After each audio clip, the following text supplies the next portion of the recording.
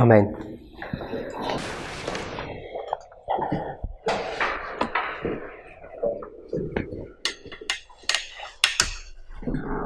So when we looked at the present truth statement from 2T 693 paragraph 1, we can see that there's a special testing truth for each generation.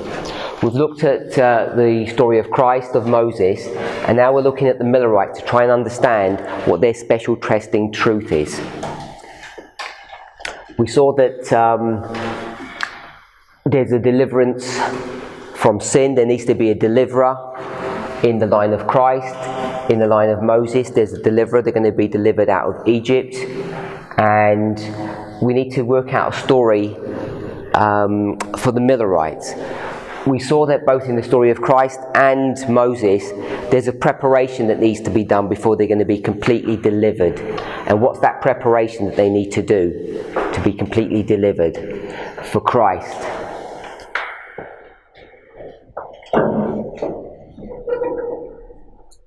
Repentance. They need to repent.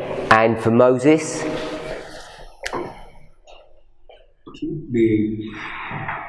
they need also to believe that they are supposed to be out physically. something more specific. They were to believe that Moses was the deliverer. That's the deliverer bit, but there's a preparation that they need. There's a preparation that needs to be done here, which is repentance. There's a preparation that needs to be done in the line of Moses before they can be delivered. They had to prepare also. Yeah, I'm asking what that preparation is. Okay? No. They were also to repent. It's something specific. Their preparation was connected to Sabbath. It was the Sabbath. Remember that they had broken the Sabbath. We don't know for how many years. It's not that many years. Does anybody know how many years approximately it is from when things started going wrong to when this is? 15 years. No, it's much, much less than that. It's much less. Yes. It's probably about 70 or 80 years. It's not very long. The 215 years is when they enter into Egypt, but everything's still going pretty well for them during that time period. And remember, the 215 years isn't here. It's here. So you take off 80 years to begin with, and Joseph is still a young man at the other end. So when you start squashing them down, you've got maybe 80 years from Joseph, and you've got 80 years you take off Moses. So it's not that many years. So it's a Sabbath reform that is the preparation before they can be delivered. So when we looked at the line of the Millerites, what did we say? What story have we got for that one? My brother, what story did we develop for the Millerites? We've got a deliverer, a preparation, a deliverance. Explain that. Explain. Prepare for. I didn't hear that. Sorry. Sorry, people. Cheers. They need to prepare for the investigative judgment. Okay, so who's the deliverer? So you've got Miller's deliverer, and what's the preparation that they need to make?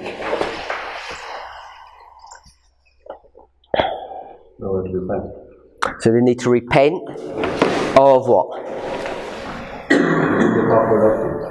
Sorry? So the papal doctrine, we've got Rome here, and what else? So there's the papal doctrine. Anything else? My brother?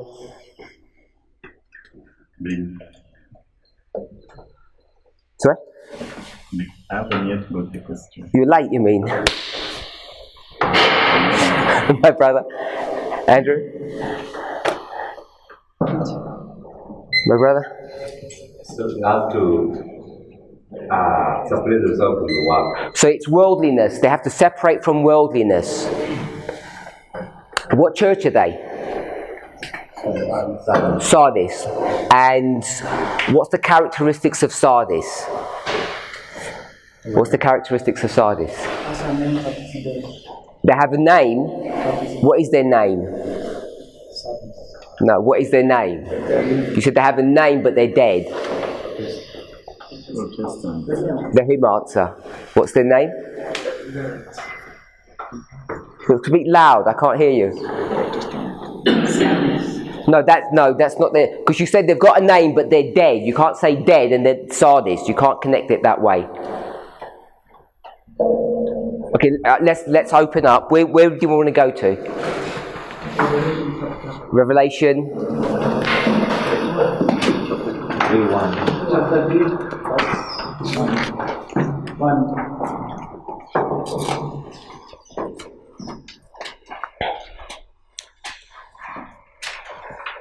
And unto the angel of the church in Sardis write, these things saith he that hath the 7 spirits of God and the 7 stars.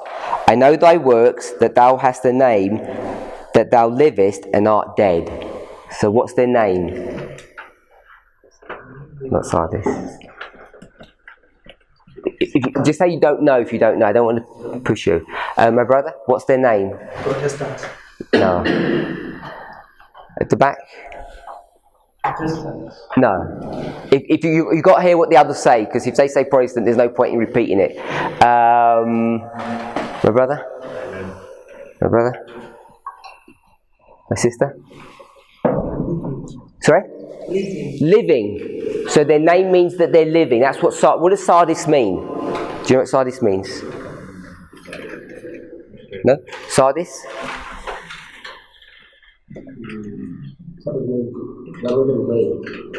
That which remains. So I guess the proper answer would be, depends who you ask. Because depends what scholar you're going to ask, they'll tell you what it means. So if you ask Strong, what would he say? Anyone? If you've got Strongs on your phones. Primary definition. Sister Emma? Red. So it means red. Why would they call it? Why would Sardis be red, Brother Andrew? Because of the persecution. Why red? Brother Rogers, why red? Because when you look at the word Adam means red. Adam means red. And I think there's somewhere you can see in relation to David. It's also called Rudy, which means red. So if you search up David, when Samuel sees David, all his brothers were lusty, were strong, big men, but David was ruddy. And ruddy means red-cheeked. I know depending on your skin colour, it doesn't really work. But for those Jews, I guess they were fair-skinned enough that you could see that they were ruddy, red skin. And Adam means red, because he was made from earth, which was red. And that redness is indicating what? What's the redness indicating? Sorry? Blood. It means you've got good blood flow to the skin, which means you're healthy. So it's an indication of life. The life is in the blood. So they're called red not because of the persecution of the 1260. They're called red because God has taken them out of Babylonian captivity and now they're supposed to be alive. So they've got a name that says that they're alive, but their behaviour is one that's dead. So that's that worldliness that they need to get out of. Are we okay with that? You will notice that between Sardis and Sardis and Laodicea, there's not much difference. They virtually look identical. They both have the same problem. They're worldly, but they claim to be alive or Christians. Maybe we'll discuss that later. So we've got a deliverer, which is Miller, and we put the first angel. Are we okay with that? First angel is the deliverer. It's those. It's the angel of Revelation 14, the angel of Revelation 10. First angel's message, if you like. They look like Christ, so that's why we can identify them as a deliverer. They have that power and authority given to them because we could consider them to be ambassadors. They're sent by God to do this important mission. There's a preparation. They need to leave Rome and they need to leave the world. Rome has got them captive 3 ways. The Sabbath, the state of the dead, and also the time. If you can remind me, how did we come to the conclusion that they were taken out of the world? So, how did we come to that conclusion? We read a statement about that in the Great Controversy. There was a statement in the Great Controversy that they needed to separate from their worldliness. I can't remember what page that was on. And so there's preparation. And what is the deliverance?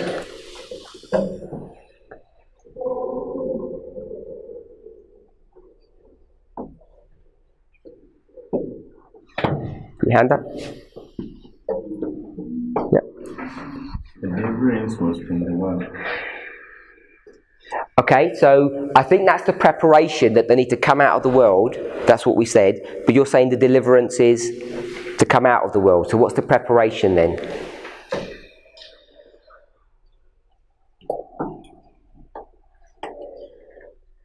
Sister Emma?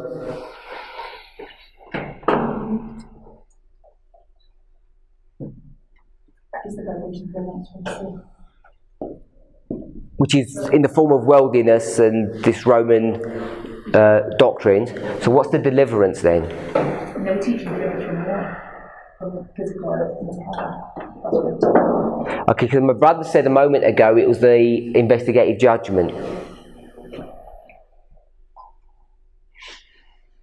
That's why I asked the question. Brother Rob. If deliverance is taking them out of Rome and worldliness, it means that for them to be delivered, they are now free from these people doctrines, and their minds have now been taken to heaven. They are no longer holding. Okay, so you're saying that they're in heavenly places.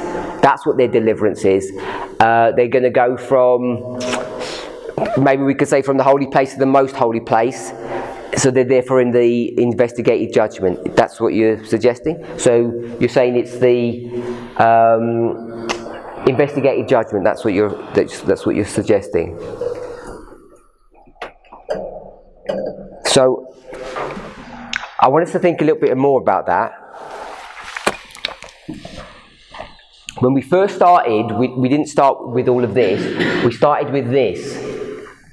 And this is written in 1871, 2T 693. I can never remember the number. 693.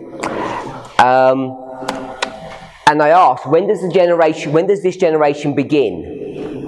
And first someone said 46, and then we went back to 44. And I said, well, why does 44? Why are we marking 44? And if we go to 693, it says, the light which now shines upon us in regard to the Sabbath of the 4th commandment. And if we read paragraph 2,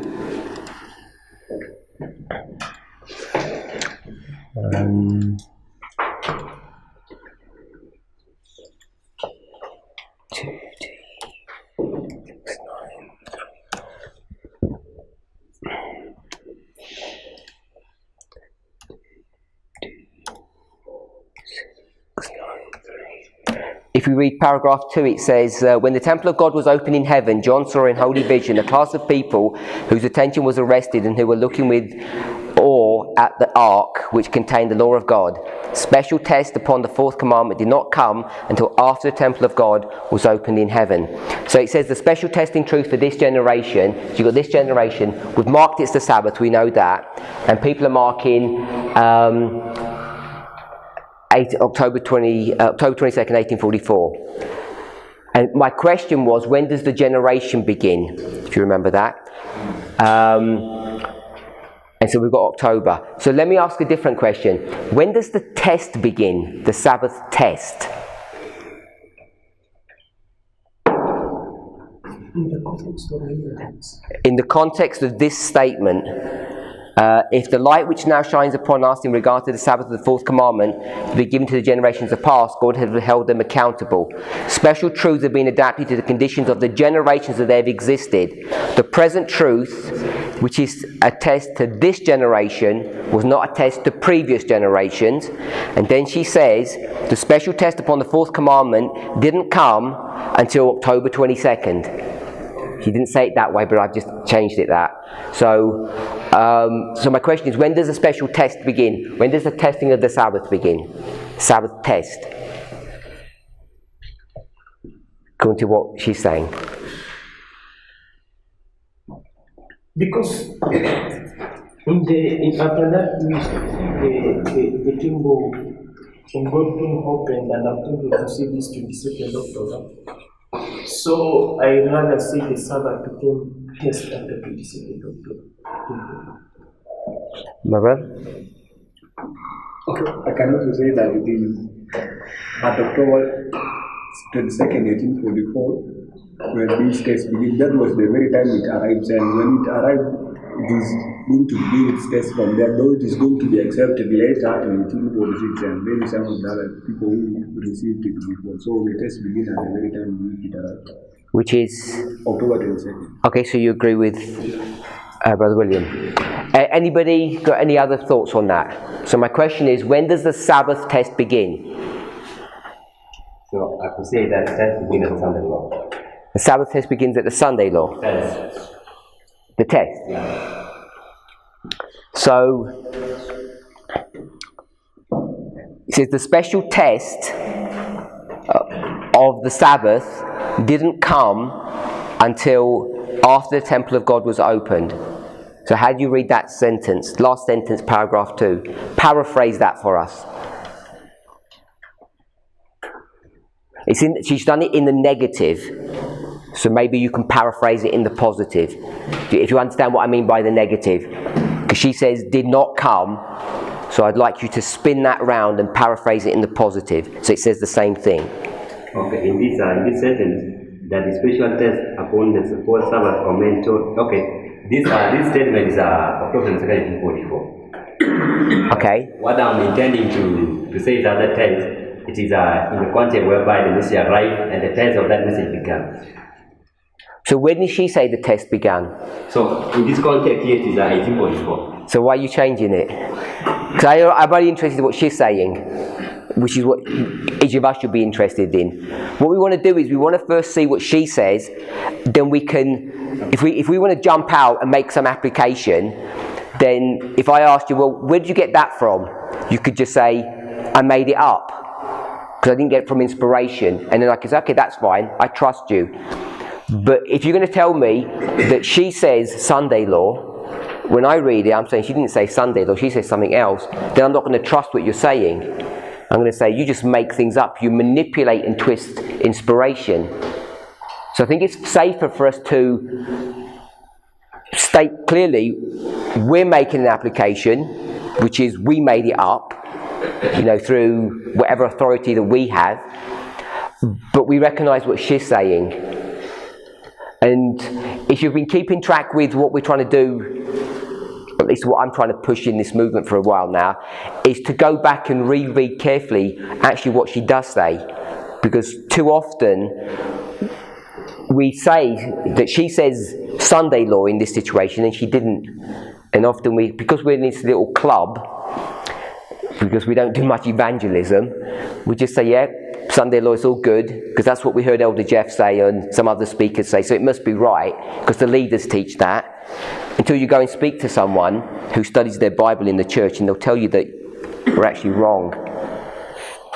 And then we start arguing with them and call them a whole heap of heretical names, because they don't listen to the end-time prophetic message given to them by God, this testing truth. So I'm not telling you off, I'm just saying this is a problem in our movement. It's a real issue that I don't think we're reading properly.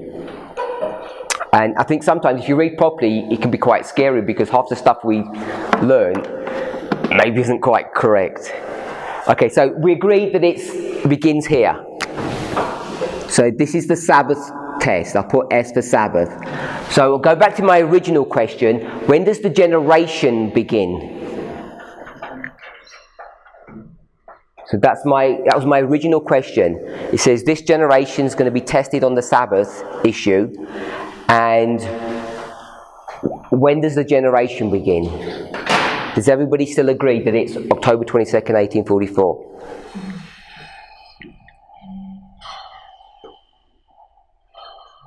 So I don't know if you're nervous, or because when I asked on Friday night, everybody said, yep.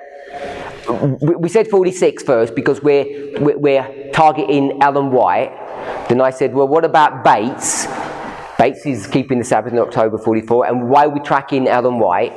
Then someone said, well, what about the arrival of the third angel, the opening of the temple in heaven? And we read the second paragraph. But the second paragraph is talking about what? It's not talking about the generation, it's talking about the test itself. That tells you when the test arrives, it doesn't tell you when the generation arrives. So we assume that the generation comes here. So I'm just asking, are we still happy with that? Can you say yes or no? Now, because I'm asking, now you're all nervous. Are you happy? Yeah? You happy? Yeah? Happy at the back? Brother Wilson, yeah? So we're all saying it's still October 22nd for the generation. I've seen your hands. You happy or not? Or you want to change now? What do you want to change it to? Yeah. That's when it says. No, just tell us what you want to change it to, and then I might ask you why, depending on what your change is. 1798. You want to change it to 1798? Okay, so don't tell us why yet. I'm also going to change it To 1790. Okay, so I don't know if people have been thinking about it or they start to think about it now, because maybe you're going to start to see a problem now, because what we're falling into the trap of, I think, is we take the Millerite line and we begin it in 1798, and where do we normally end it? We end it in 1844, October. And we now have enough information that that's not correct. The generation or the Millerite line doesn't end in October 1844. Even if you made that the close of probation like they did, even if you did that, you still struggle to finish it there because there are some more events to be fulfilled. So we don't want to see their mistakes. We want to try and understand it in the proper way. We read some statements that all they're doing is preaching the first angel's message, and they miss the other angels of Revelation 14. Remember we read that? Yeah, they didn't notice that there's other angels. But when they preach, what are they actually preaching? Because Ellen White says, she doesn't say it like this, but I'll paraphrase. At one level, they were correct. So at one level, they're correct, and at one level, they're wrong. So what are they actually preaching?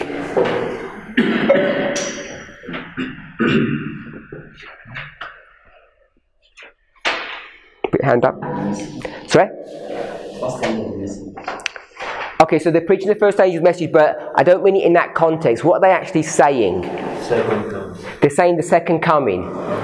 And what is the second coming? Which angel? Which angel's message is that? That's the third angel's message. Are we okay? Can we see that?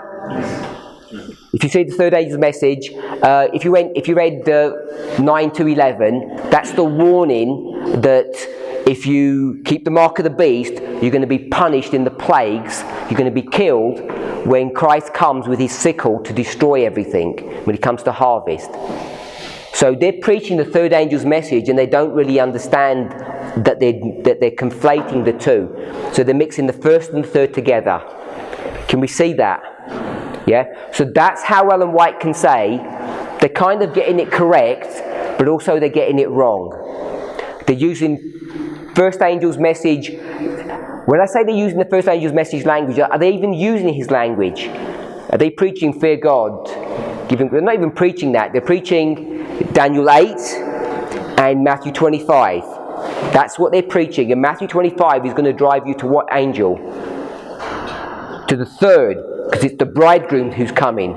So once you start thinking along those lines, and then you come to Daniel 8 and you say the judgment, it's really easy to fall into the trap that the sanctuary is the earth, like everyone says, and when you clean the sanctuary, how do you clean the earth? By fire. So you clean the earth by fire. What Bible text would you go to? What Bible text would you go to clean the earth with fire? In the red t-shirt, sorry, yeah. No? Okay. My brother? No? Andrew? My brother? Sister Emma? We'll go to Peter. So we're going to go to Peter. First or second? So we'll go to 2 Peter chapter 3.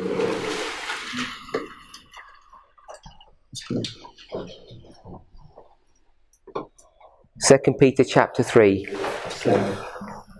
Are you there, Sister Rose? Is Sister Rose here? Joy, sorry, Sister Joy. 2 Peter chapter 3 verse 7. So,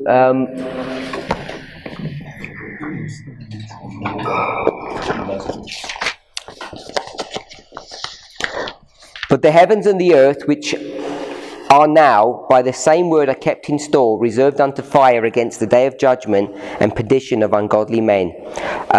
If you went from verse 3 to 7, you'll see that he's essentially comparing the story of Noah with the end of the world. There's a direct comparison there. The beginning was with water, the end with fire. And we said verse 12?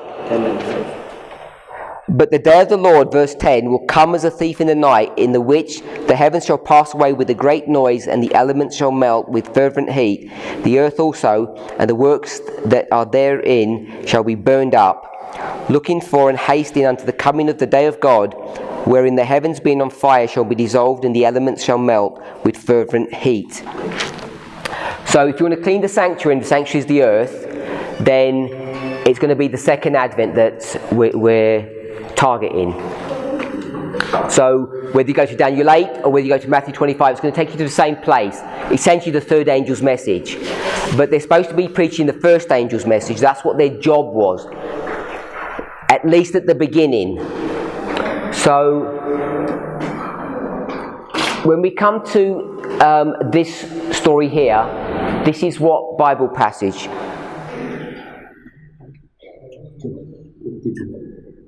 Matthew 24, remember Matthew 24, verse 30, you go to 29. So we saw that in its original context, it's talking about the second coming. Jesus coming in the clouds of heaven. And what Bible verse is that?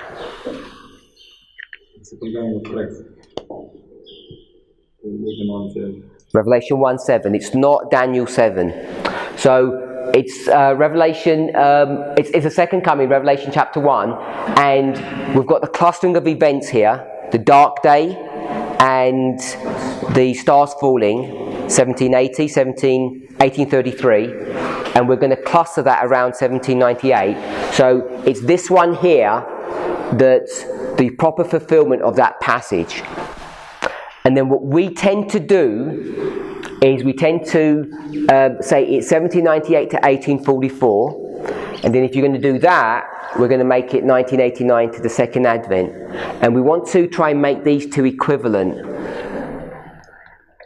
which technically isn't correct, because Jesus coming to the clouds of heaven to the most holy place, from the holy place, if you went in a cloud, that would be the beginning of the investigative judgment. And if you're going to do the opposite, if you were going to leave on a cloud, what would that waymark be? That would be close of probation. So the close of probation isn't the second advent. So when we do that, we have to be careful that we recognize that we're not actually following those Bible passages as written. So when you come to this, it's verse 31, is it? It says,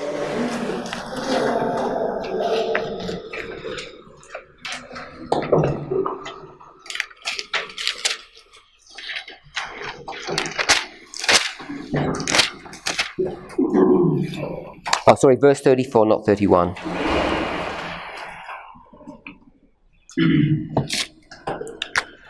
This generation. So it talks about the generation shall not pass from that, with Mark from 1798 to the second advent. How do we know that that generation, we should mark it from 1798 and not further back? Because the story begins a lot earlier than that, doesn't it? How do you know where to pick when it says this generation shall not pass?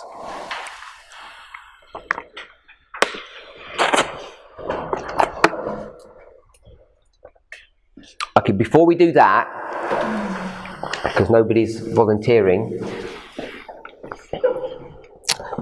if you go to Matthew 24, Mark 13, Luke 21, will give you the same answer, or they're all the same prophecy. Someone briefly just run us through that prophecy in the simple dispensation that it's given to us. Did everybody understand my question?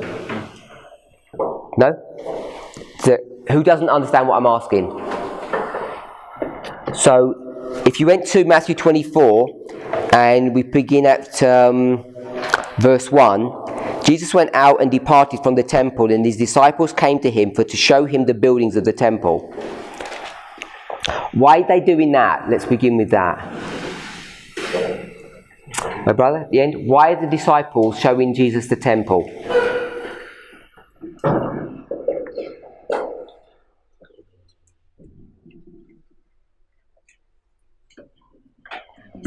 That's fine. If you're not, when I ask a question, if you're not sure, just say you're not sure, and then we'll move on.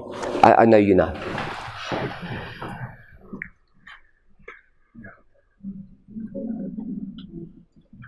My brother? Not sure. Because Christ had departed from Jerusalem, according to the previous chapter. So in chapter 24 now, the disciple again saw in Christ the glory of the temple. Yeah, the building. So why are they showing him the glory of the building? Because they still have their interest there.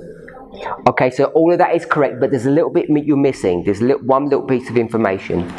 Okay, I would also speak like him, that in Matthew chapter 23, verse 37 through 38, Christ is going to describe how Jerusalem has been persecuting the prophets, and is now leaving Jerusalem and is going away. So when they are coming to Christ, they want to bring his attention back to Jerusalem that he has left. And that's why. Okay, and you quoted verse 38. Yes. And verse 38 says, "Behold, your house is left unto you desolate." So can you explain what that verse says? 23:38. It means the glory of God does not exist there anymore. It hasn't been there for a long time. It is a close observation of the Jews. Just tell me the literal, don't make an application of that. Tell me what it means when it says, "Behold, your house is left unto you desolate." What's the house? It's the temple. So the temple, who owns the temple? It's God. Read the verse. Oh, okay. Behold, your house is left unto you desolate. So whose house is it? It's the Jews. So it's the Jews' house, and now it's left unto them. Desolate. Desolate. What does it mean, left unto them? Without the presence of God. Okay. So what I wanted to say is that in the previous chapter 23 is the one of the Pharisees. That this was the price going to give in the temple. When you come to verse 32, it says, "Your house is left unto you desolate." He's giving an earnest of what will happen to that temple in AD 70. So then the disciples are coming in the next chapter to show him, like the architecture of the temple, that it cannot really be destroyed. He's prophesying that it's going to be destroyed. What? The same? What is an earnest?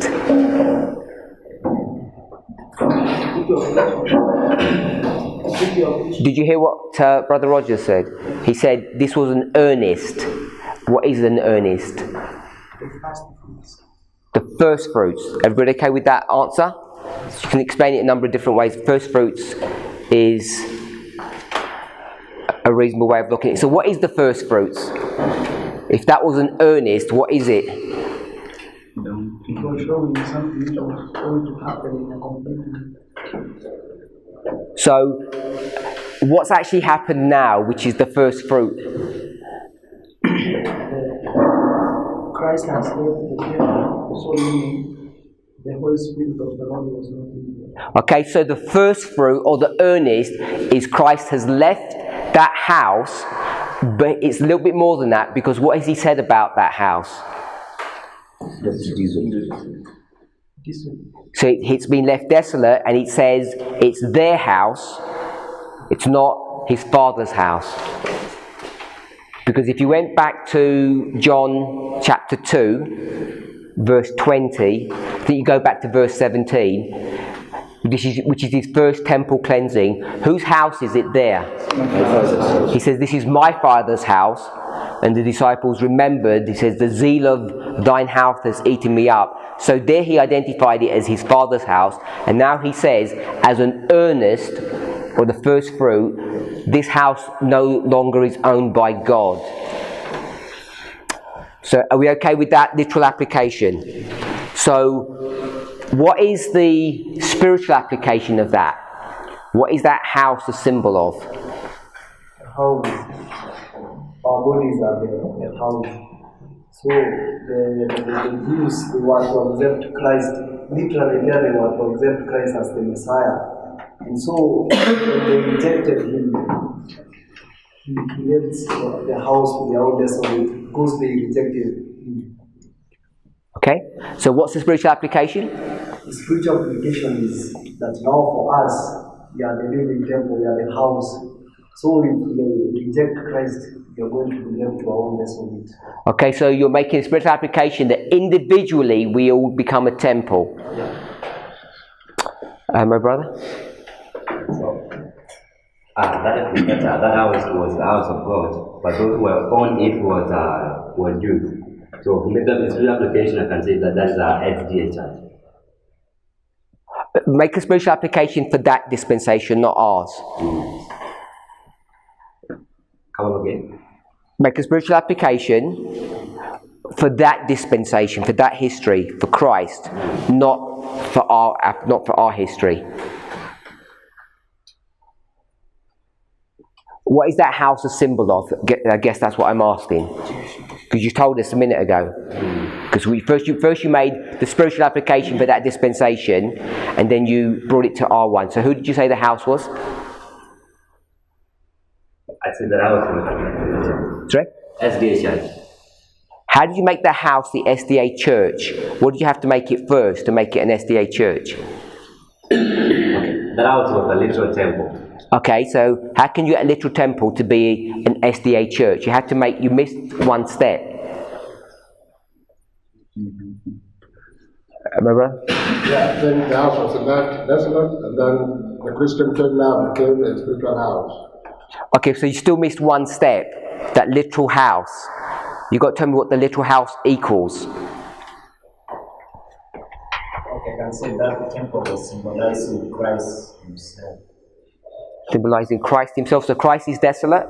No, don't laugh. Don't laugh. It wasn't funny. Okay, because you find that in Matthew 23, will rebuke the Jews and say that they were worshipping the temple, they were praising the temple, which that temple it was signifying Christ himself. But now after them rejecting and the structure, worshipping the structure than the one who sanctifies that structure, now the house was left to I get all of that and I agree with that, but you still haven't quite told me what the house is, because we can't make the house Jesus. This was the Jewish nation. So the Jewish nation, that's what you're saying, yeah? So it's the Jewish nation. So when you make the Jewish nation, we'll turn the nation into a church. It was the Jewish church, and that's how you made it the SDA church. You have to go from church to church. So you went from a literal house, which was symbolizing the Jewish church, then you could make it the SDA church. Because otherwise it would be the conference buildings in Maryland, which where our GC, if we wanted to make that a temple. I don't know if that's quite correct, but sorry, we hadn't finished that. So they come out to show him the temple. They say, look, this temple doesn't look desolate to us. We can't see any curse that's upon it. It all looks the same as it's always looked. Verse 2, Jesus said unto them, See ye not all these things? Verily I say unto you, there shall not be left here one stone upon another that shall not be thrown down. So this is this earnest that the nation is now separate from God, which is going to be followed through by the destruction of the temple in verse 2. One thing we didn't pick up, if the house is left desolate, what does that tell you about, which means the church is left desolate, which means what if the church is desolate? Christ or God is not with you. Christ is not with the church. He has a new bride now. So there has to be a church all the way through history, just like the daily. The daily is the continual, and the daily is the continual pagan religion in its various forms all the way through. The church has to follow that same pattern. Shouldn't say it that way because it's the wrong way of saying it. It's because the church is all the way through that you have to have a daily. Do you agree with that? Yeah, that's the counterfeit. The daily is the counterfeit church that runs through history in its different guises. So there has to be a church. So if the church is desolate, you know for certain that there has to be another church that's taken over. Do you agree with that? Yeah, and we know what church that is. That's Ephesus, yeah?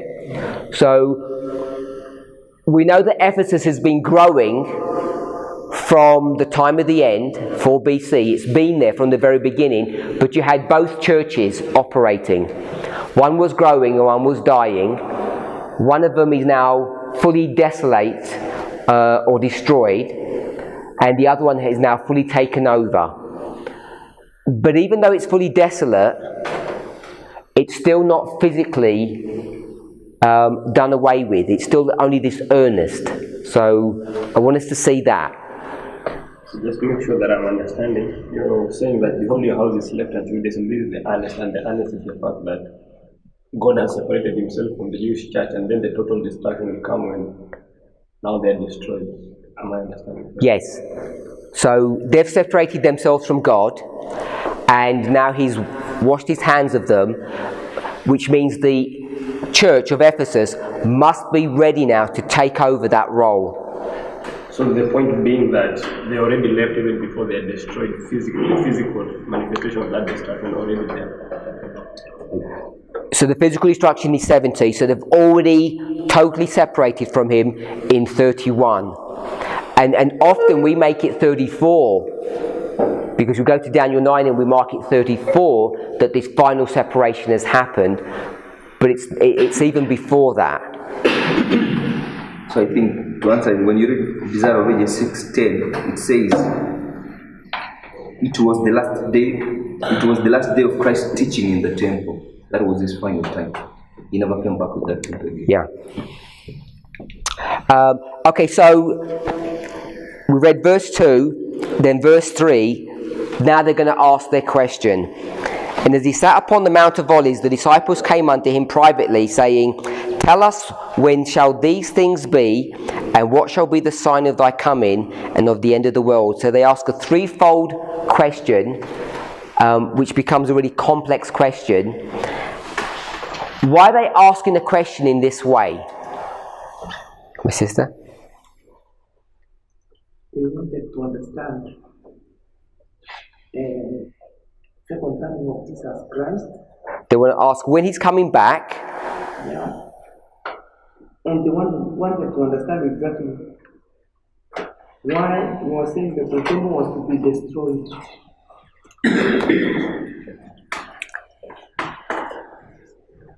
Does it say why? When. So they want to know the time. So there's a time element. They want to know when it's coming. They want to know his second advent. And what else do they want to know?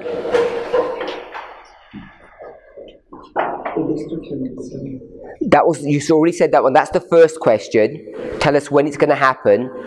And then you told us the last question, when you're going to come. And there's a middle question. Can you see the middle question? Please don't read out for her.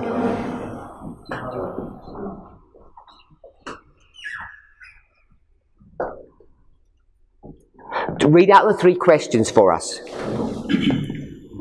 If you can see three questions. Tell us when shall these things be? Okay, so that's number one. What is that?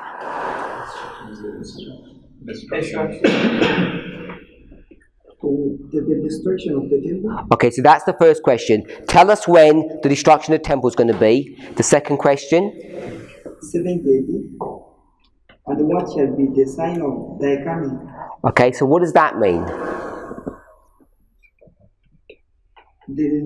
It means what will show them that the second appearing of Christ is near. Is? The events. Is? I didn't hear what you said. Did you say near? Second coming is near. Okay, so we want to look at some signs or some warnings that it's about to happen. And then the third question? And of the end of the world. Which means?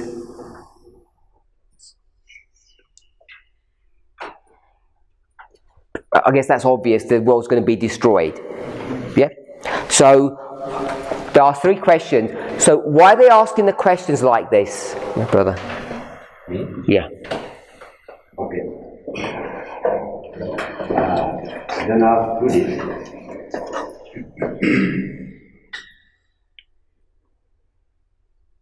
Firstly, they need to know the time that Jerusalem is going to be destroyed. Sorry? They need to know the time that Jerusalem is going to be destroyed. Okay.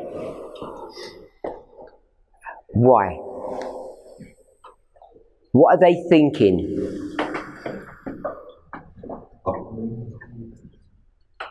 So, okay, so they say when Jerusalem is going to be destroyed, and Jesus says in AD 70.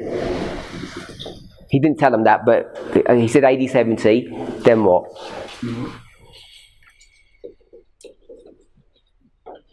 Yep. My brother? Yeah.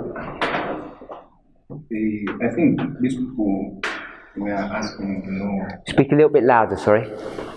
They were interested to know which time exactly Jerusalem would be destroyed. Okay. And I think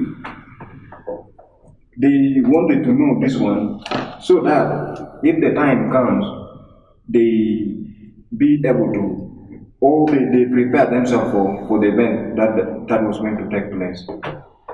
Why do they care when Jerusalem's going to be destroyed anyway? Why would they bother? Yeah, I think the reason why there are so much bother is that they have always thought that Christ is going to come and rule in Jerusalem. But now Christ is telling them that this Jerusalem is going to be desolate.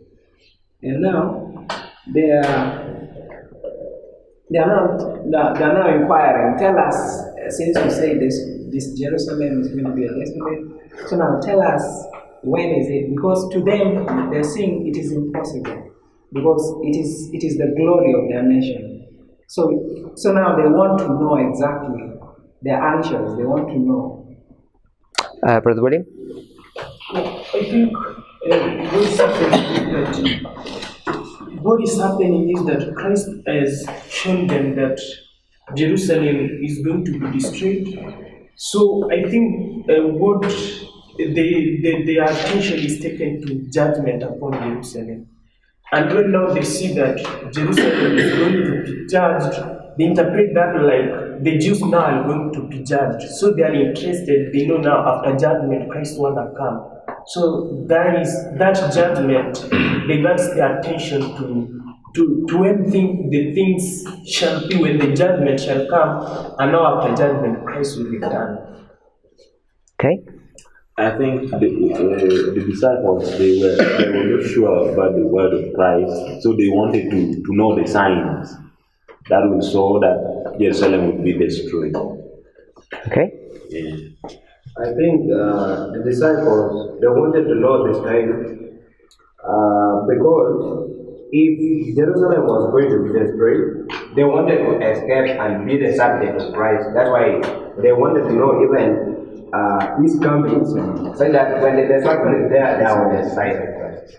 So the Jews were like us, Adventists. My brother already made that application. The house, the temple, becomes the Jewish church, becomes the SDA church. They think like we do. So if you're an Adventist, what do you think? How do you think? You think you're special, you're the only church, and everyone else, whatever their profession is all Babylon. So we're good and everyone else is bad. That's how the Jews used to think. And we know we're the last church, because we can count up to 7, and there's not going to be any other church after us. Then we've got some Spirit of Prophecy quotes to defend that don't expect any new movements, any new churches coming, because we're the last and final church. And the Jews have the same thinking. I don't think they know about the 7 dispensations of Ephesus to Laodicea. Obviously, they don't understand it in that context, so they don't see that you go from Moses to Caiaphas and you've got these 7 time periods. But they know that they're the only church that exists and there's no one else. And they know that God can't live without them. He's their agent here on earth. So if Jerusalem gets destroyed, then what does that mean? It means it's the end of the world. Because who could replace the Jews? No one. Who can replace Adventists? No one. That's why you, us, are some fringe cult. Because, we can't just stand up and say, we're the special agents of God, first angel's message, and we're here to straighten you people out, we're priests and prophets. You can't do that, because everyone knows, Adventists know, that there's no other church that's going to rise up. So we have to do some clever tricks to try to persuade them otherwise. So that's how the Jews think. If you destroy the Jewish church, it must be the end of the world. So if Jerusalem's going to be destroyed, they ask the question, well, that must be the end of the world, and what we want to do is prepare for the end of the world, so show us the signs of that. Are we okay with that? So that's why they're asking the question. I have a question. Mm-hmm. When you read Matthew 24 and you've read the question that the disciples asked Christ, and you say this prophecy appears in Matthew 13, Luke 21, when you bring all those prophecies together, don't they in reality ask 4 questions? So,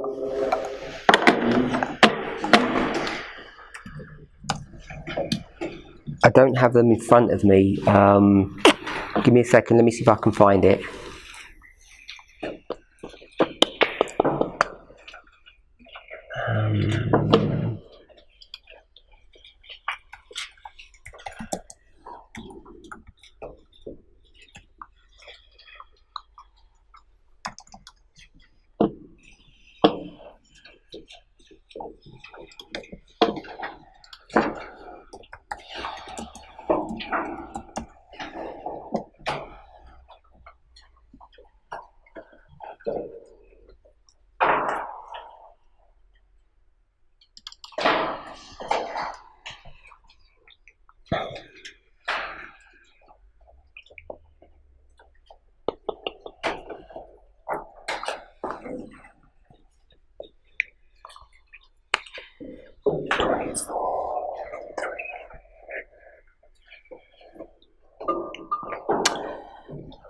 So let me, so we've got 24,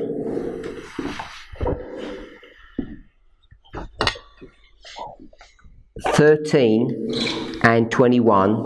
That's Matthew, Mark and Luke. And this is verse 3. And this is verse 3. And this is verse 7. So what I'm going to do is I'm going to split the verses. So I'm going to put 3a and 3b, and this is verse 4, and this is 7a and 7b.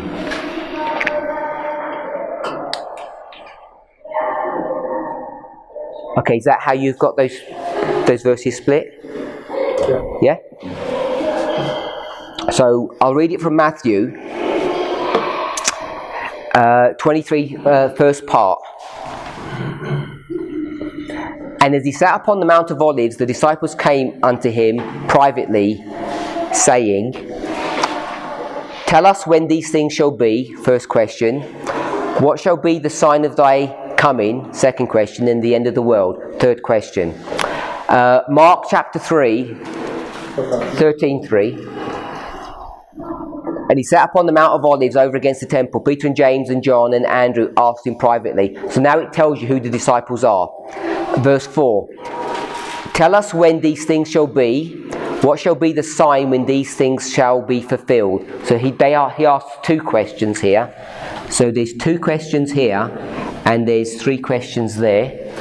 And in Luke, it's 21, verse 7, part B, second part. I'll read the first part. And they asked him, saying, Master, but when shall these things be? And what shall be? And what sign will be? And what sign will there be when these things shall come to pass? So there's two questions there. So, as Brother Rogers has noted, when you combine these three together, you end up with four questions. So the first question is, when shall these things be? That's the first question. What shall be the sign when these things are about to happen? Third question, what shall be the sign? So what shall the sign be that you're about to come back? Third question. And what shall be the sign that the world is about to end? Is that the four questions you have? Yeah? So it ends up being four separate questions.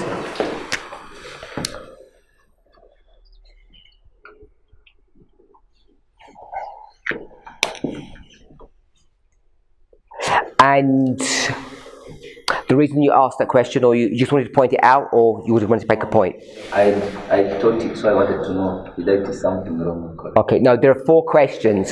They're all subtly different, but they're essentially the same. So the first one, so someone shout out, not Brother Rogers, someone else, where this question is. The first one, is it Matthew, Mark or Luke? So we can all take a note of that.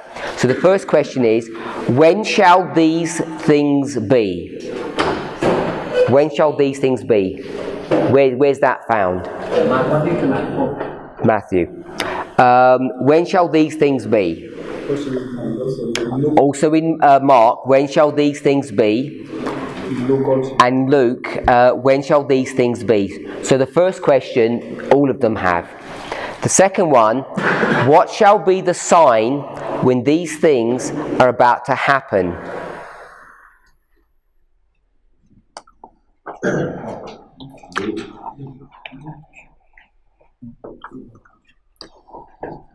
It's Luke and Mark. So I'll read it from Mark. And what shall be the sign when all these things shall be fulfilled? Luke says, and what shall be, and what sign will there be when these things shall come to pass? So if you just went to Mark, which Mark already is the same, when it says these things, the first question, second question says these things. So one of them says, Mark says, when are these things going to happen? And then it says, what will be the sign when these things are going to happen? And the sign means, what word will we use instead of sign? Anyone shout? Token. tokens or warnings or harbingers. Tell us what the warnings are that this thing's about to happen. So that's the second question. The third question, what shall be the sign when, what shall the sign be that you're about to come back? That's Matthew. That's the second question. And what shall be the sign of thy coming? So that's the second question. And then the third one is in Matthew. And what shall be the sign that the world is about to end? Are we okay with that? Yeah? In Matthew it says, and what shall be the sign of thy coming and of the end of the world? So they're looking signs for the coming and of the end of the world. So there's 4 questions. Can we break them down into 2 questions? What are the 2 questions? The way I can see here, we have 2 things. One, they are asking about the destruction of Jerusalem, the time.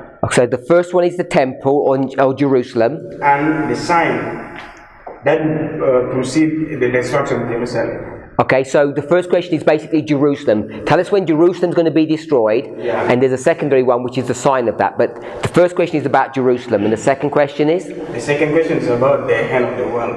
The end of the world. Yeah. So are we okay to break it down that simply? When's Jerusalem going to be destroyed? When is the end of the world going to be destroyed? And we want signs for both. I'm seeing 2 things. One is they're asking about the time and then the sign. Yes. So they want the time and they want the sign. So because they've conflated these 2 events together, the destruction of Jerusalem and the end of the world, Jesus is going to answer that in a complex way. He's going to answer it according to their question. So in his answer, he's going to begin to answer in verse 4. Jesus answered and said unto them, take heed that no man deceive you. And then he begins to give his discourse. So my original question was, if we went to Matthew 24, 13 or 20, or Mark or Luke, it'd all be the same. How do we break this chapter up? The reason we're asking, why are we asking the question? Let's remind ourselves why we're asking the question. Why are we asking the question? My sister, why are we asking the question? Sister Joy, do you remember why we're asking the question?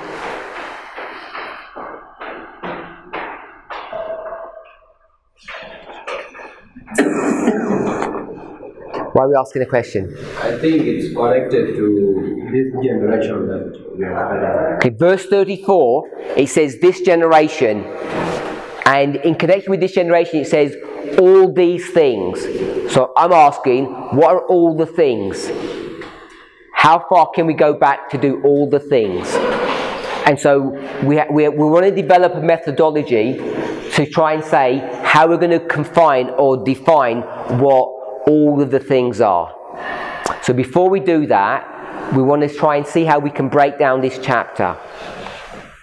So are we okay with the house is now desolate? The disciples ask a question. They're going to ask 2 questions. Tell us when Jerusalem's going to be destroyed and tell us when the end of the world is, because we Jews know what? They're going to happen at the same time. Now, there might be, some time gap between them, but essentially they're all going to happen at the same time. We want to know when Jerusalem's going to be destroyed and the sign for that, when the end of the world is going to happen and the sign for that, and connected with the end of the world, it would be the second advent, the sign of thy coming again. So, my brother at the corner, Brother Wilson, tell us how Jesus is going to break down this chapter. So Christ is going to build this chapter into 3 parts. So I'll put 3 parts. I'm just going to draw what you tell me. So you tell me if I'm not drawing it according to what you're saying. So far, we will address the issue to do with the destruction of Jerusalem.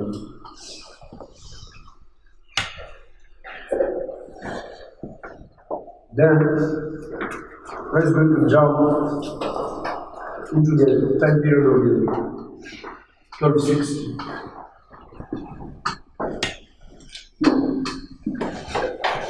Let's going to end with the Millerites.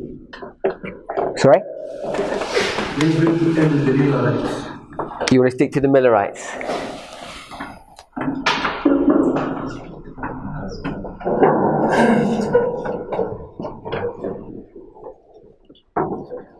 You want to give any more detail, or are you okay with that?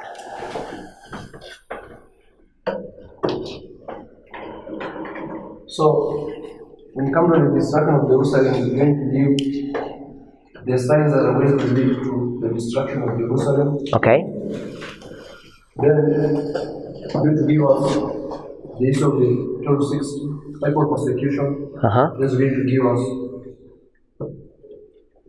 the issue of the Millerites. Okay. My brother? Tell us how you understand it. The same. The same? You want to add anything?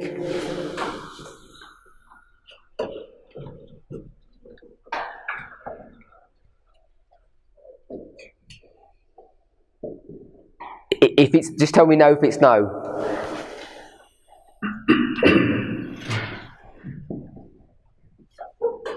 You want to change anything?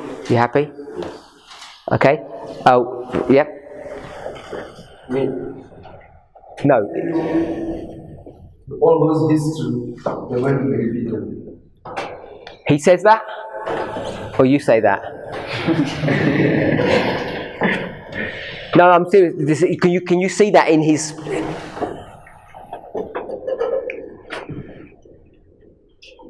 Ellen will say that. Okay, Ellen White will say that. Okay, you find me the passage where she says that, my sister? I'd like to change the Millerites. You want to change the Millerites, and you didn't want to change the Millerites. You're happy with that, yeah? Okay. She wants to change it. I think it extends to the second coming. Okay, you want to extend it to the second coming. Because Brother Wilson wanted to do option 1, and you want to do option 1, and my sister wants to do option 3, which you kind of agreed to be at the beginning. So we'll change that. I don't know what we're going to call that. We'll call that the end of the world.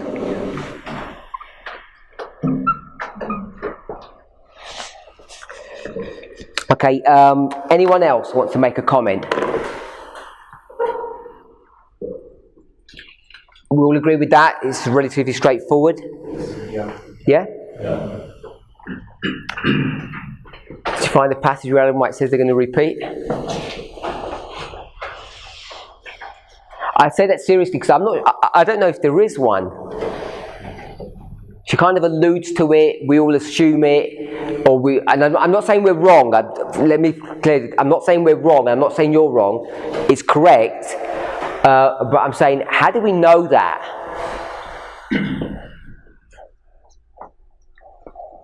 Me, I wanted to add something. Oh, okay, yeah, go ahead.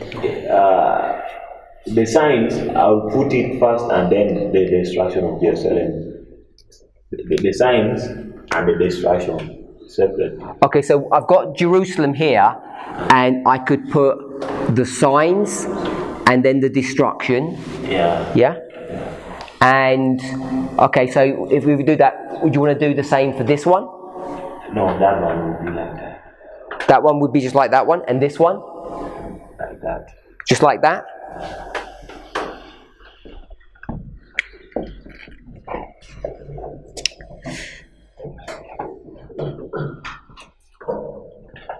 What is the SE? So, if we go, sorry? What is the SE? The sign and the destruction. Then that cannot apply the end of the world. So, let's go to verse 29.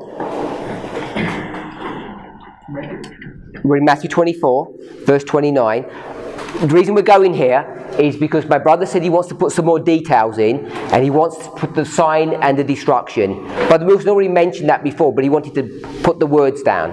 So he puts first the signs, then the destruction, so that's good. And I said, do you want to do it here? He said no. I said, do you want to do it here? He said no. So my brother's saying over there that he wants to put it on. So let's go to verse 29. It says, immediately after the tribulation of those days. So just simply, because it's not that straightforward, what is the tribulation of those days? What are those days? You tell me. The time period to the second come. Which time period?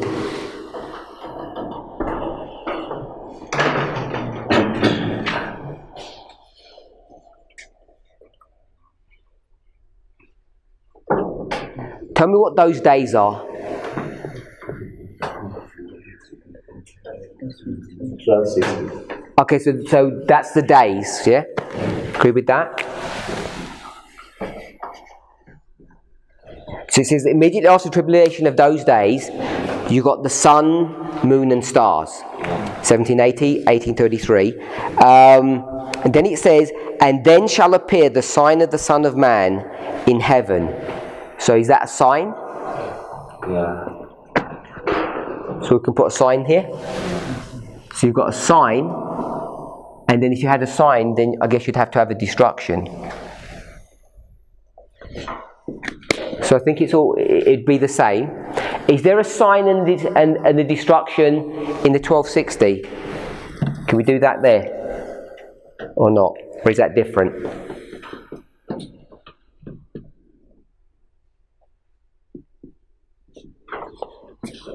Brother Robert.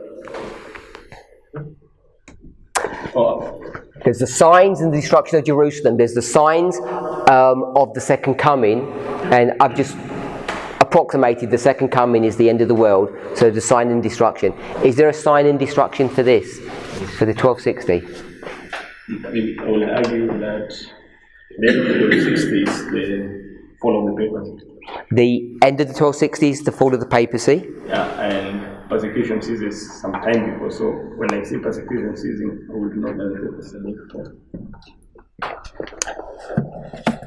So you want to go 1773 is the sign that the papacy is about to have a deadly wound. Is that what you're saying? Yeah? My brother, then my sister. I may have it a bit different, and I'm going to use this idea. When the sign is given, the disciples, are required to flee. Okay.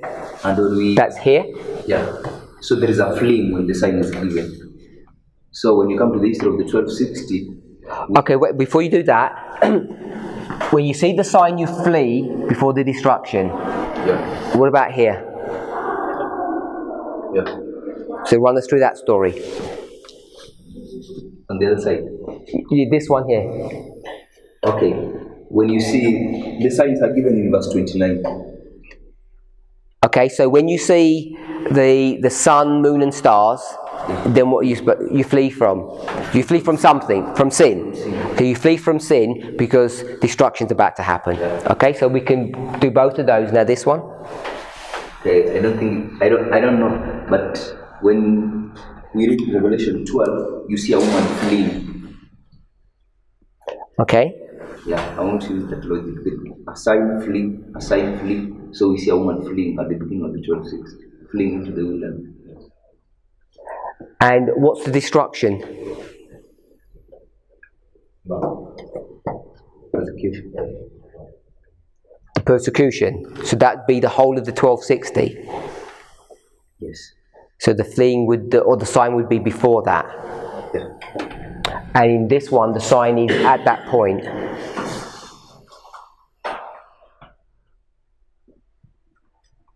It depends when you say at that point. What is that point? 1798.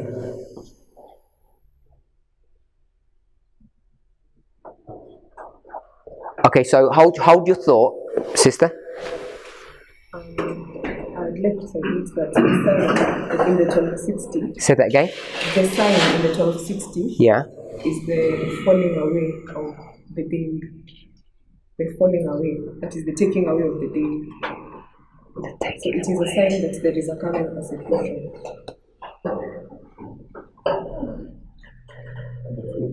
What is the deity that's being taken away? So it is a sign that the purpose is to rise and that there is to be persecution. Okay, so my diagram's a bit tricky. When Ellen White comments on this in Desire of Ages, she says he led them through this history, and then what does Christ do? I don't know if people are familiar with that passage, chapter 69. He passes over centuries. So when he passes all over these centuries, but there's a huge gap here of 400 years, because this is 70 and this is 538.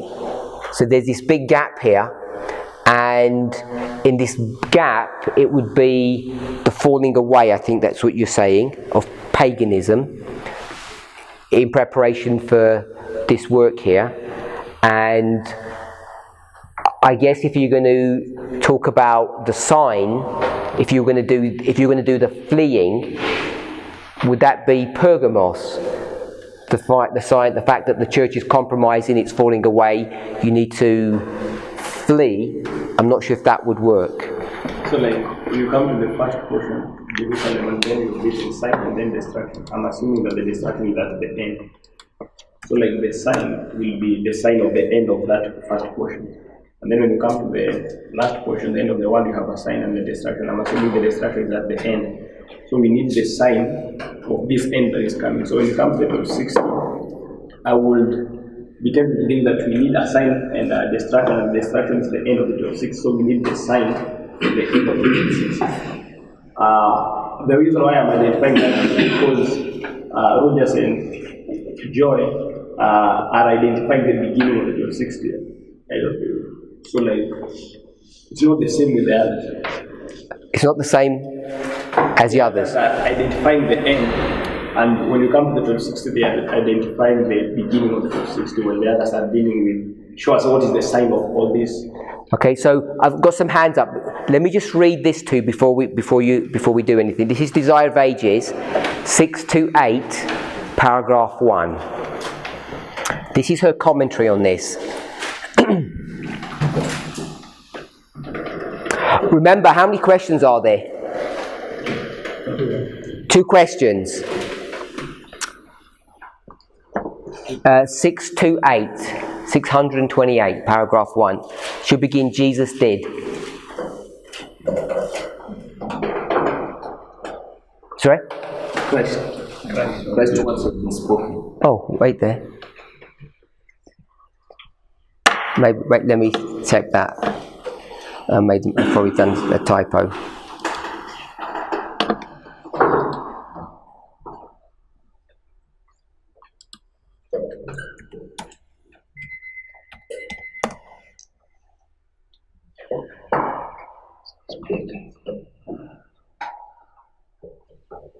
Oh, yeah. Christ's words. I've cut into the paragraph. I'd already did that. So Christ's words. I'll read the whole paragraph. Christ's words had been spoken in the hearing of a large number of people.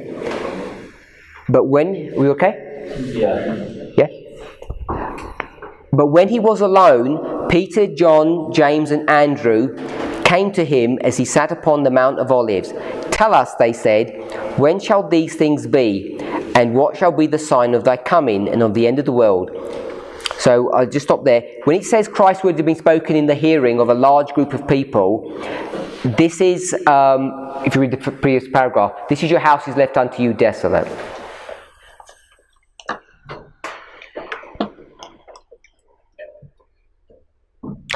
Jesus did not answer his disciples by taking up separately the destruction of Jerusalem and the great day of his coming. So, how many questions is she picking up? The 2 questions. He mingled the description of the 2 events. So 2 questions, 2 events. Had he opened to his disciples future events as he beheld them, they would have been unable to endure the sight. In mercy to them, he blended the description of the 2 great crises. So there's 2 crises, not 3. Leaving the disciples to study out the meaning for themselves. When he referred to the destruction of Jerusalem, the prophetic words reached beyond that event to the final conflagration. What is a conflagration? Destruction by, often it's by fire, conflagration. In that day when the Lord shall rise out of his place to punish the world for their iniquity, when the earth shall disclose her blood and shall no more cover her slain. This entire discourse was given not for disciples only, but for those who should live in the last scenes of this earth's history.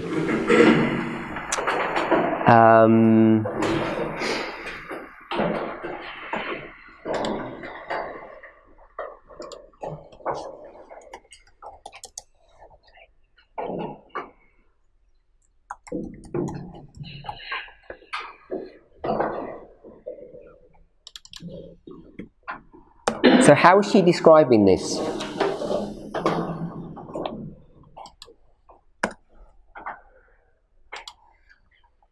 She says there's how many questions? 2 questions. And how many dispensations do we have? So in that diagram we've got 3, but if we're going to follow along with what she's saying, and it's not just what she's saying, we agreed it was 2 questions, we could see that quite clearly, it's Jerusalem, and they're conflating the 2 together.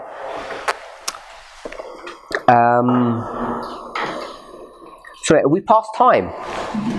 Your bell didn't go, I didn't hear it. It just went now? Okay, so it's late. So we'll stop here and we'll carry on after breakfast. Okay, so try and hold that thought. We've got 3 dispensations and we've got 2 questions, and we want to see how Jesus is going to do this. What we can see is that we're struggling to find the same pattern in this history. We're almost trying to force it to fit, and the other ones it's really easy to see. So we'll think about that. Let's pray.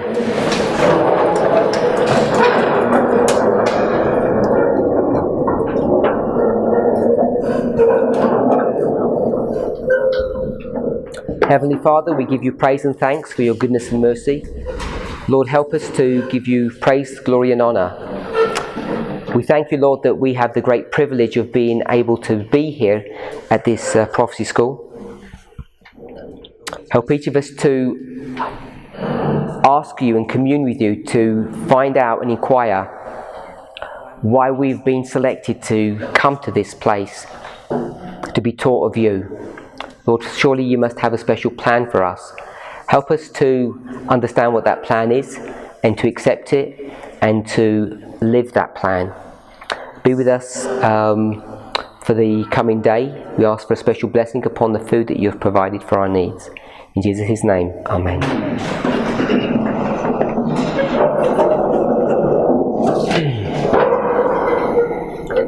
So next class is 10:15.